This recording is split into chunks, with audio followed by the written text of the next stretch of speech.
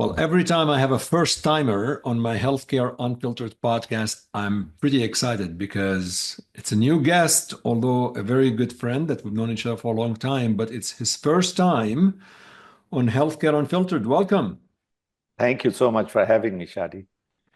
You know, MJ, I've always learned that anybody that his name goes as two letters, this is a very powerful statement. So before we tell your real name, Dr. Mohammad Jahanzeb, how did you become an MJ? Well, it was out of mercy to the listeners. And when they butchered my last name, or some wouldn't even dare to pronounce and say, "What do your friends call you?" And I would say, "Jahanzeb, why don't they call you Mohammed?" I said, "That's a zero before a digit. 65% of males in Pakistan have a first name Mohammed. So you skip to the next name, which is Jahanzeb. Oh, so your friends call you that?" I said, "Yes." "Can I call you Mo?" I said, "No, I'm not Mo." So finally, I came up with this solution MJ, which was at least my initials. And it's something everybody can pronounce. And now, if I get a dime for everybody, someone points out that it's like Michael Jackson or Michael Jordan, I would have a small portfolio going in the stock market. Well, I was going to ask you, who was the first MJ, you or Michael Jordan? I think both Jordan and Jackson are likely younger than me, but I don't want to talk about my age at this point. Oh, we will, don't worry. You come on help. There's a reason why my podcast is called Unfiltered, MJ. Okay. It's because we talk about everything. But kidding aside, because I'm still on go back to this MJ, but tell us a bit about you because some listeners and viewers may not know about you and what you do. But when did you start becoming an oncologist? How did it all start? Yeah, I mean, I think anybody can guess that I'm not from Minnesota. So I was No, you're born in not.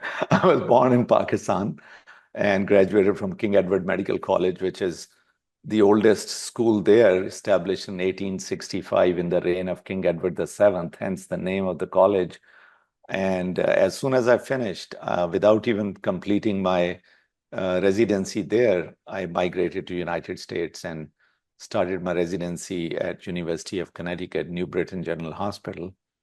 And I was uncommitted. I had lost my mother to cancer when I was 17, and a cousin who was my role model and 10 years my senior in that medical school, who also pushed me into medicine, also died of cancer at age 28 while being a resident in Detroit, where he was Oh my diagnosed, gosh. and died in St. Louis, where he was a cardiology fellow.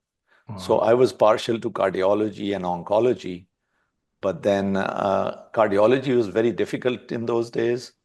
And one of my oncology attendings at New Britain inspired me, um, egged on by another doctor who made a casual comment when I was in CCU and fascinated by all the rhythms and arrhythmias and pushing lidocaine and defibrillating people. I really felt I was saving lives. And I told him I want to be a cardiologist. He looked at me and he said, "You look more intellectual than that." I said, "What does it mean?"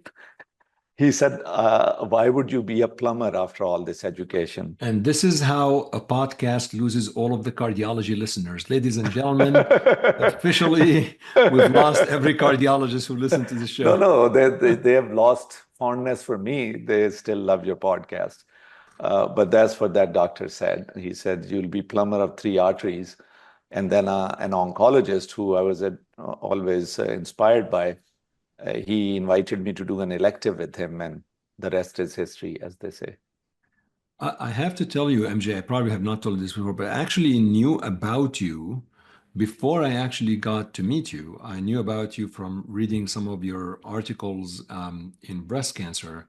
And then obviously, as time passed, we got a chance to meet each other and we became friends. But what got you into breast cancer? Just is there a story behind it, or just you like the biology of disease, or? No, everything in my life is a story. Everything is a coincidence. I'm like Forrest Gump equivalent of oncology. My whole life has been Forrest Gump, like a box of I chocolate. You like never know that. what you're gonna get. And I was not going to be a doctor when my cousin, who who's Yeah. deceased now from cancer, I told you. He's buried in St. Louis and, died at Barnes Hospital, where through freak accidents of all the hospitals in the United States, I was to do my fellowship and round in that very room where he passed away, which is another freak accident. But he wrote a letter to my high school principal, all boys boarding school. Then my cousin is misdirected. Tell him to become a doctor. So he summoned me to his office, which was only done when you were expelling a student during the daytime, during classes. And I was summoned out of my class and went shaking in my boots to principal's office, and he was all smiles. And he said, "Your cousin thinks that you should take biology and become a doctor." And that was such a better option compared to being expelled. I said, "Yes, I'll do biology." And he said, "Do you even like biology?" I said, "I love it." And that's how I became a doctor. And similarly, breast cancer was that I was a lung cancer attending at WashU because in second year fellowship, my program director said, "I have this Burroughs Wellcome protocol for oral navalbine in lung cancer. I'm about to throw it in trash unless you want it for your senior year project." And at WashU in second, third year, you picked a research project and you were done with your clinicals other than half-day continuity clinic. And I said, "No, please don't throw it away." She said, "But it's in lung cancer. Who wants lung cancer?" Remember, in 92, there were zero Yeah. FDA-approved drugs in lung cancer. I said, "I love lung cancer. Just give it to me." And I started enrolling patients on oral navalbine. And the word got out that MJ does lung cancer. So all faculty washed their hands off completely of all lung cancer cases. And You I, were still a fellow or you were a junior still a second attending? year fellow. So I Oh, would wow. be sent to lung cancer multi-D tumor board, and opposite me would be Carlos Perez of radiation oncology, the editor of textbook of radiation oncology, representing radiation, Oh, and boy. Joel Cooper Yeah. and Alec Patterson, who were lung transplant surgeons brought from Toronto, which shut down the only transplant program in Canada for lung transplant. They were world famous thoracic surgeons and thoracic surgical oncologists, and then world famous radiologist, Stuart Sagal, who was the author of the textbook on chest uh, tomographic imaging, and then me representing medical oncology. They all knew lung cancer medical oncology literature better than me. Wow. And it was funny when their fellows would attack me for a mistake, they would say, "Calm down. He's the medical oncology expert. Just hold it in. Just hang in there." So that's where I became a lung cancer doctor. And that article, by the way, got published in JCO in 1994 with Everett Vokes as the first author. I was the third author. That was my first JCO publication. Then Chuck Vogel ran into me at a Neville Bean investigators meeting. Unbeknownst to me, he was a Neville Bean breast investigator. So we met, Chuck and I met accidentally at Ritz-Carlton Tyson's Corner, which I looked at 2 nights ago, staying in Tyson's Corner, Virginia, at my sister's apartment. And I said, "That hotel means a lot to me." And I explained the story to her. And Chuck Wow. Vogel recruited me to Boca Raton from WashU. And one day he showed up at my house. He said, "I have something for you," and opened his trunk. And there was a U-Haul box full of breast cancer articles, Xeroxed. And he said, "This is a seminal literature in breast cancer. Since you cover my patients when I'm gone," and he was gone a lot speaking, "I want you to familiarize yourself." It took me better part of a year on all weekends to read those articles. Wow. And then 18 months into his job, he just abruptly left. So his breast cancer research trials and some of his patients, fell in my lap, and I became bitumoral ever since, Where did he doing go? lung and breast. Where did he leave? So in 1992, I became a lung specialist, and in 97, a breast specialist. So I'm Where done. did Chuck leave? Suddenly, you said he left. He left the office to join Columbia HCA, which soon was indicted for the largest fraud at the time, Oh, boy. close to $1 billion indictment by federal government for Medicare.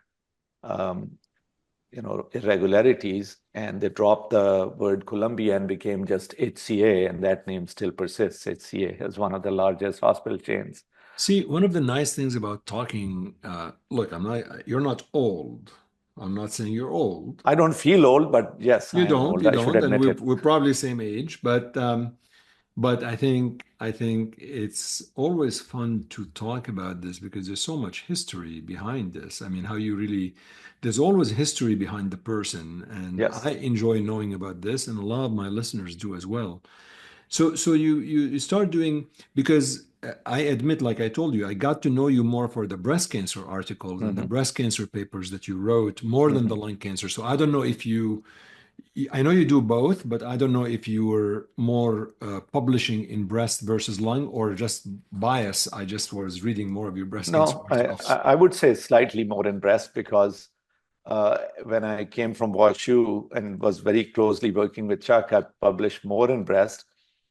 And then in 2002, another Forrest Gumpian move, that same high school where the principal summoned me in the office. There were 96 of us in that class. It was an all boarding boys school. Out of the 5,000 applicants that would take the entrance test, they would take 96 every year. So the guy who topped the group to enter that school, I was only number 13, but he was number one. He came to US after me, but he also became an oncologist, and he went to Memphis, and he joined a group and joined the rival group, and then took control of the rival group and bought the first group, and then not bought, but collaborated with University of Tennessee's Hem-Onc division to take it over and needed a division chief. So he made me a one-person search committee for division chief for University of Tennessee College of Medicine. For a year, kept suggesting names to him, and he would say, no, this one is not right because of such and such. He always had a reason. After a year, he said, how about you? And I said, no, I am happy in Boca Raton. It's a beautiful part of the country. My wife is happy. We have a nice house. Kids go to a nice school. Hospital made me research director, which I didn't even apply for. FAU gave me a faculty title, which I didn't even ask for. He said, it's very, very sad to hear this because that's not the person I knew. You have changed completely. I said, what do you mean? He said, seems like you have maxed out and plateaued at a very young age. Now you'll get old in Boca Raton, go to a nursing home and die there, and that'll be the end of your life. And that's Talk not the about person drama. Talk about yeah. drama. He said, I always knew as a guy who would say, wow, state of Tennessee does not have a So single cancer center in the state he system. shamed you into the position. Yeah, he said, I thought you were the guy who would say, state of Tennessee does not have a cancer center in the public system. By God, I'm going to go there, build it, and 10 years later say, I built it. So he made me depressed, and I moved to Tennessee in Nice, 2002. nice. Yeah. And how long were you there for? I was there 6 years, but I was very fortunate. Things happened in my favor. I worked hard, but at one point I was all three: cancer center director, division chief, and program director, three different full-time jobs. So I was very busy and getting burnt out. But I'm happy that I was able to take them to the NCCN on the coattails of St. Jude. So to this day, University of Tennessee Cancer Institute is the only non-NCCN designated member of the NCCN. So that catapulted me to the board of directors of NCCN. And I self-appointed myself to lung and breast panels. I couldn't find a better candidate when I looked in the mirror. So Of I course. gained a lot of experience there. And even when I came back to Boca Raton, NCCN kept me for 3 years and, in fact, gave me a business card of medical director of global initiatives and started paying me as a consultant for all the work that I used to do for free when I was a volunteer at NCCN. And all the credit goes to Joe Simone, because when I went as a division chief, I had never been deputy and their associate chief of anything in life. So my friend gave me an idea. He said, why don't you hire Joe Simone as a consultant and mentor to teach you how to be a chief?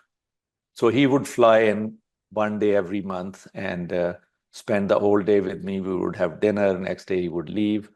And he helped me a lot to get us into NCCN because he was one of the founding fathers. He told them they needed somebody from their life around the table, not just people from ivory towers. So that's how I got in. And then I'm very proud that, as I was leaving Memphis that year, I got an award at annual NCCN meeting, which they only give to one board member every 3, 4, or 5 years, someone who has been extraordinary and contributed a lot. And they started announcing, Bill McGivney was announcing that this person who's going to win the award has been with us in Sao Paulo, has been with us Tokyo, Doha, Abu Dhabi, Beijing. He went through a list of cities, and there was only one person there, David Ettinger, who I thought was in all those cities because I had personally seen him there and I knew he was going to get the award. And then he announces my name. Then I realized, I was also in all those towns. Why did I think of me? And then I went to the podium and I had to give an acceptance speech, which I was not prepared for at all. And that's the year we were moving back to Memphis, and my wife had accompanied me to look at houses, condos, but herniated a disc. So she was in the room sleeping under analgesics. And she, half asleep, said, "Why don't you go? I'm sleeping anyway." So I went to that dinner and I said, and my wife never comes to any meetings with me. It's ironic that she was accompanying me this trip and she's not here to witness this award. And everybody in the crowd went like, "Oh." And after pausing for just 3 seconds, I said, not that she would have been impressed. And all the guys started applauding. That is And true. women looking at their husband like, "What are you applauding?" Yeah, exactly. So you've had all of these, like, academic, because you went back then to University of Miami after that, Yes. and then you joined a large community practice, right? Yes. So again, everything is an accident.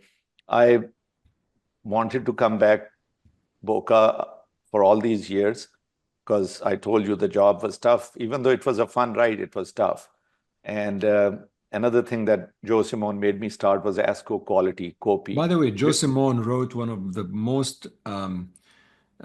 of my most favorable articles ever in cancer research about how you apply for an academic job.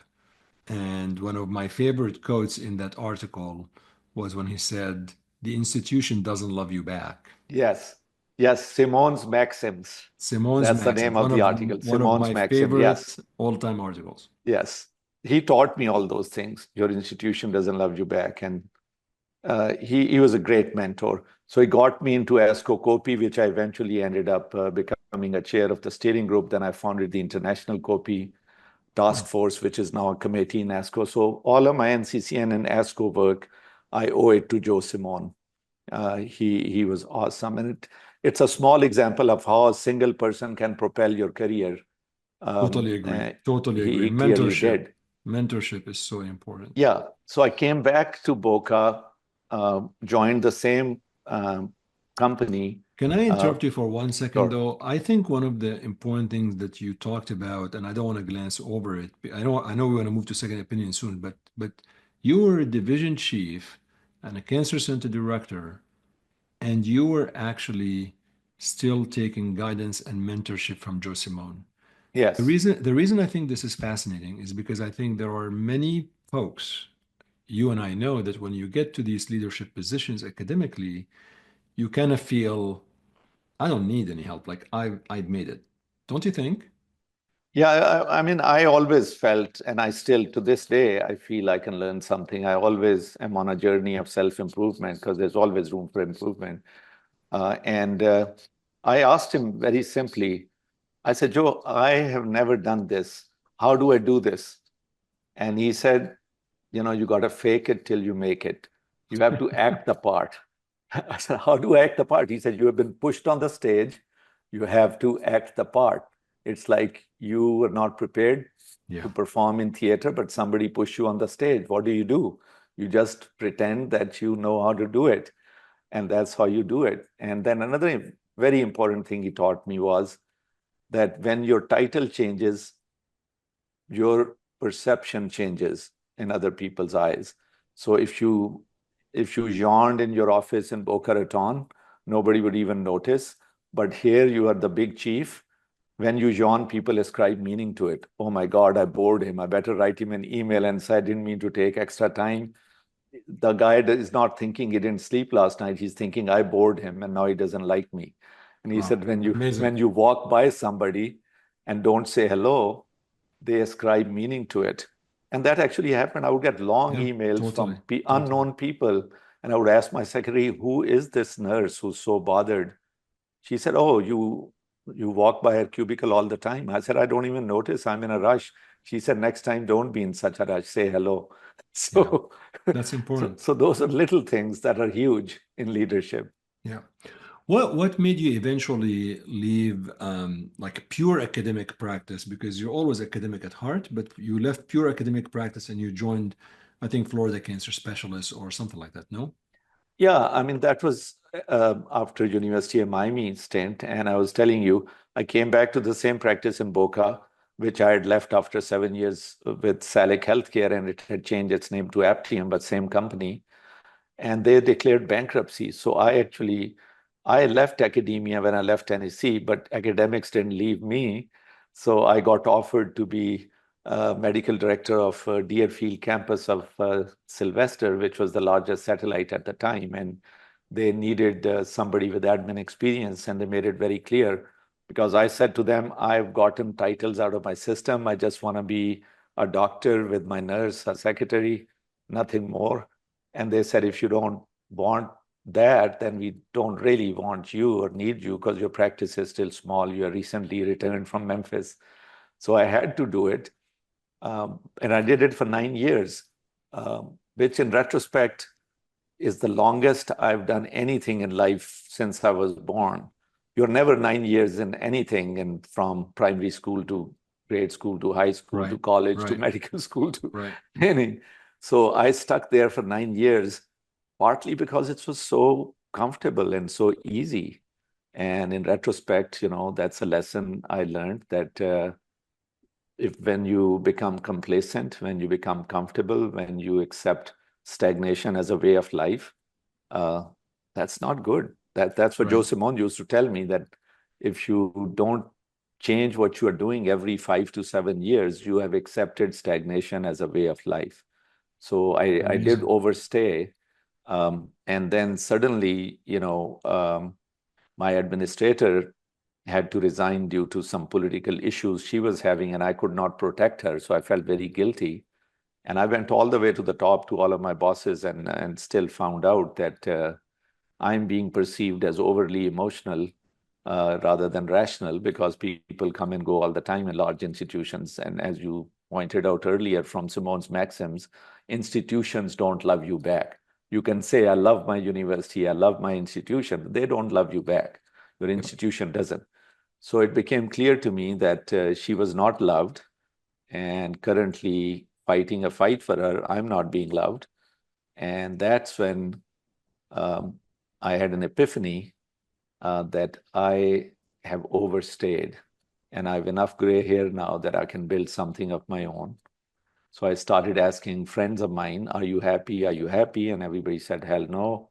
And I said, if I start something, will you come with me? And I started having negotiations with friends in oncology. And there was a point when 12 of them were ready to leave with me, and then it shrunk to 3 and expanded to 5.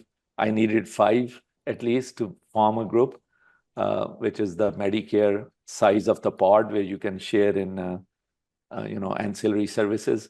So 5 of us founded a group called Florida Precision Oncology. We needed to hitch our wagon with an entity, and we negotiated with a few and decided to go with 21st Century Oncology, which in turn, within a matter of a few months, sold us to Genesis Care of Australia, a radiation company. So they did not know medical oncology and they did not know US healthcare system. So that was not a good marriage that ended up in divorce, and we all scattered different ways. And I had initially put down FCS as my top choice when we were negotiating with entities, but at that time, for various reasons, it didn't work out. So when we scattered, FCS, particularly my friend Mike Diaz at the time, and Dan Spitz was the managing partner of the practice in Palm Beach. They recruited me, and within a few months, it became clear that I am a very different, um, Yeah. specialist in a community practice, because they all saw all different tumor types and lots of patients, and I saw only lung and breast and only for finite number of days. So it wasn't a good fit for long term. I'm still friends with all of them, and I left very amicably. I said to them, I uprooted my patients from the University of Miami, then I uprooted them from Genesis Care. I'm not going to uproot them a third time and apply for another job. I have my virtual tumor board company, Preciska, for second opinions. I have Onc Advisor for concierge oncology. I need to focus on those companies. I'll still open offices in Delray and Boca for second opinions, but not through insurance, self-pay. So And that's that's how I left. that's really where I wanted to get to, is these second opinions, because I think there's a lot that get told about second opinions for oncology and a lot of other diseases. And I felt that you're really the perfect guest to talk about second opinions, because this is really what you're doing. Mhm. So I guess the first question is, what made you decide you want to have second opinion clinic? Is it because clearly when you were in academia or were in practice, you were getting people for second opinion to see you Mhm. anyway. But was there something that made you think this is a service that people need, patients need, families need? Was there a reason why you decided to go that route first? And then the second question is, I looked at a lot of statistics about second opinions, and the majority of oncology patients do not seek actually second opinions. So, Mhm. as you think about opening a second opinion clinic, I presume that the thought process of, well, people may not really use me because it's not the market for second opinion is not as fertile as I thought it was.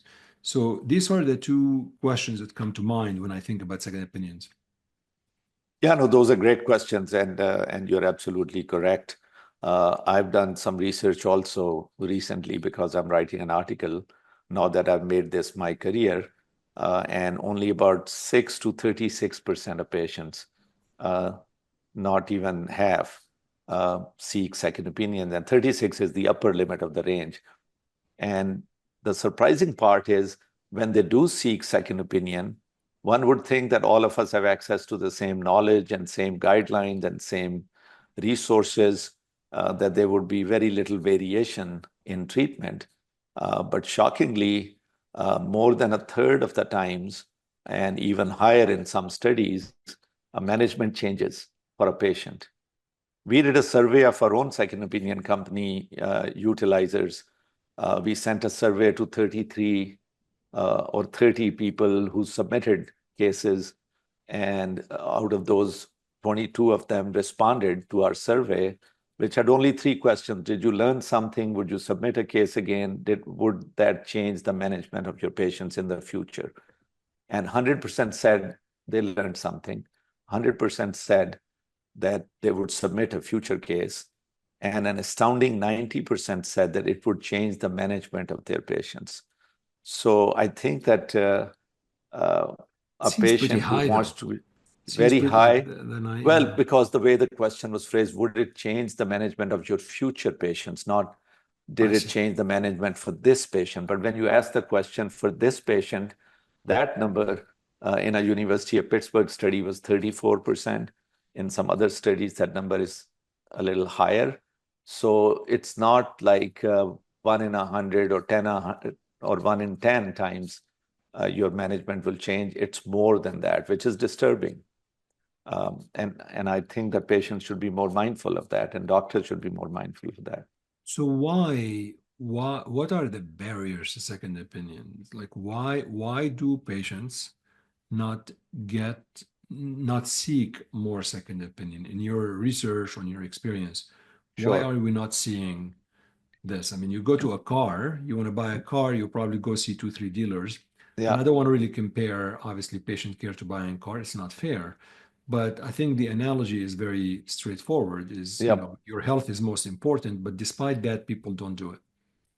Well, some people are just trusting people and they like the doctor they meet the first time and it doesn't occur to them.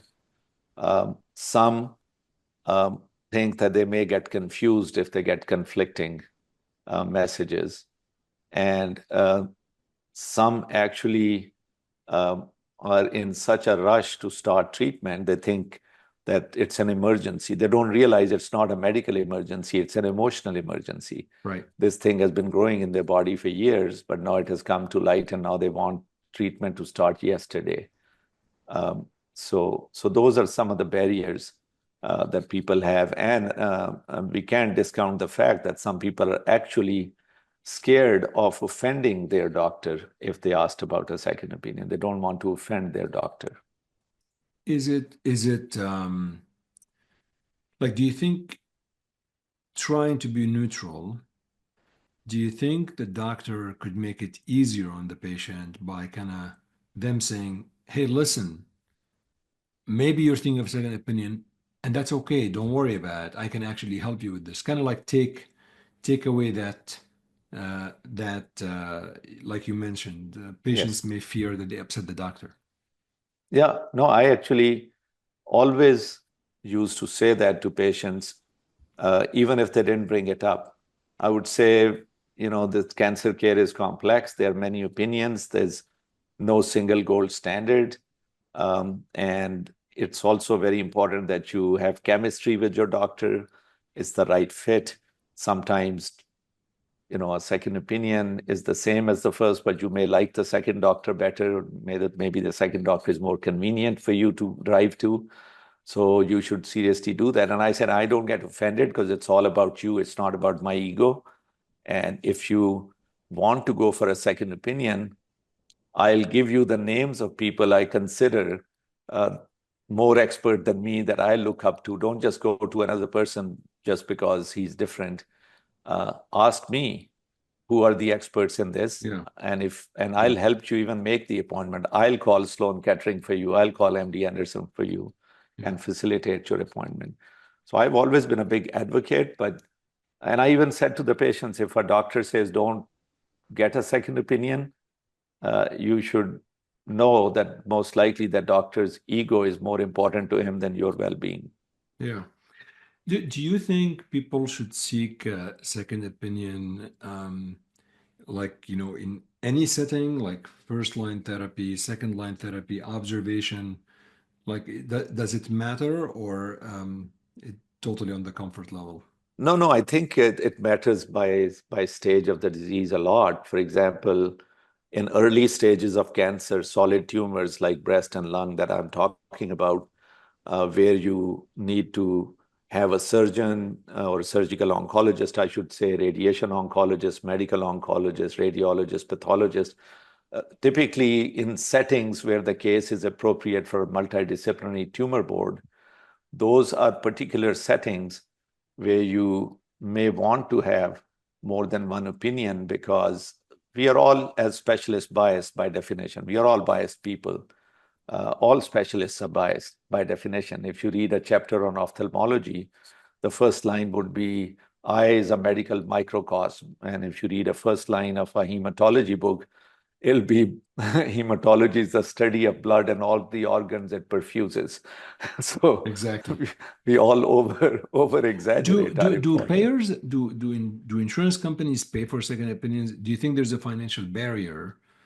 That's why people get afraid they get stuck with a Yes, bill. that's a great question. And yes, there is a financial barrier depending on what you're seeking the second opinion for. For example, Medicare covers for surgical second opinions. If you are being recommended a knee replacement, Medicare will pay for you seeing another orthopedic surgeon to see if you need a knee replacement.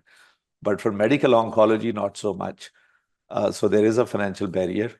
On the other hand, treatments are so expensive in medical oncology now because the drugs are very expensive, and that's what we do, that it's worthwhile for somebody to spend a few $100s to save thousands of dollars of Yeah. copays for the wrong treatment. I'm curious about what you found in your research, MJ, because one of the things predicted, but I was wrong, I think. I thought after COVID, and a lot of people were becoming more familiar with using Zoom and the virtual platforms and things of that nature. I thought the second opinions would become more. They would spike because now you don't really have to travel to Boca Raton. You could just Mhm. schedule a Zoom second opinion. So my question to you is twofold. Number one, have you seen any increase in the second opinions since COVID? And number two, in your own second opinion clinic, do you do that in person? Do you do that on Zoom, or how do you actually do it? No, I do both, but the question is a great one because that takes me back to how I even started this company. So I used to speak for an educational company uh, which had a series called Challenges, Cases, in Oncology. And I used to be sitting in the room waiting for my turn. And the model was there was about 120 oncologists in the room, and about five or six experts sitting as a panel up on the podium. And all day long, there would be 15-minute presentations of each of complex cases, about 25 cases. It was like going to a clinic with a panel of experts all day long. And the cases were engineered, manufactured. They were not real patients.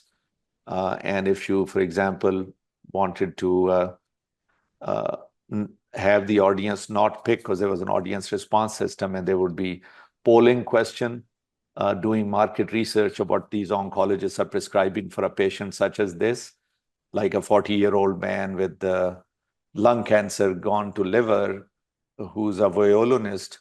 So now if somebody plays a violin and that's his living, you're not going to pick the drugs that makes his fingers numb.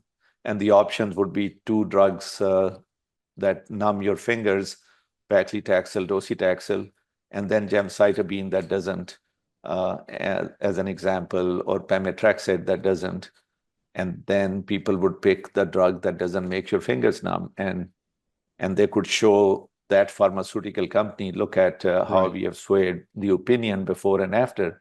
And I would sit there and think, what if these were real cases and I had access to these experts? How much can I benefit mankind? And if I had a cable channel where I could play it, people would subscribe to it. But I never had the wherewithal to do that. But during the pandemic, again, a high school friend of mine from same high school where principal called me to the office. He's a consultant. You get called a lot to the office, let me tell you. Same one time, but I keep bringing it up in reference to that school. So because I had a class full of geniuses.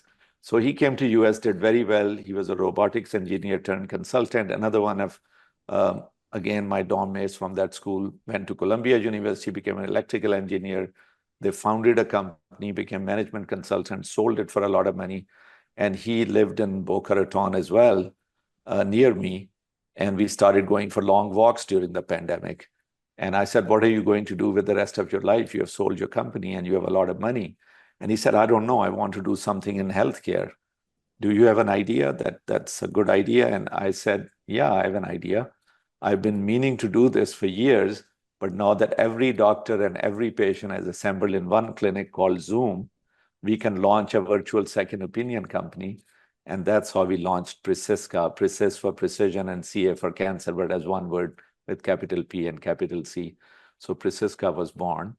And we have done second opinions, but not in the same volume as we projected, partly because not too many people know about us, but partly because of these barriers that I was alluding to about second opinion, where I people have think, to, and I wonder actually, MJ, that I feel maybe I'm wrong, but I kind of think with the virtual component capabilities, this could be more of a global service because sometimes in the US, we're a bit spoiled in terms mhm. of the technology and the access.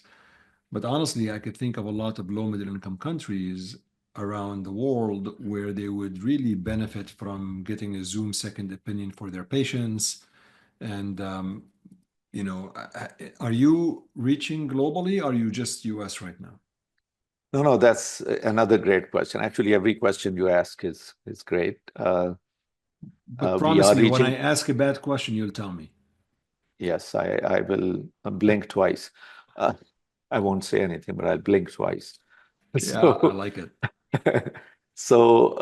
we are global. Anywhere English is spoken, they can understand. And now with various tools for translation with AI, etc., it can be translated into any language in real time without us doing anything.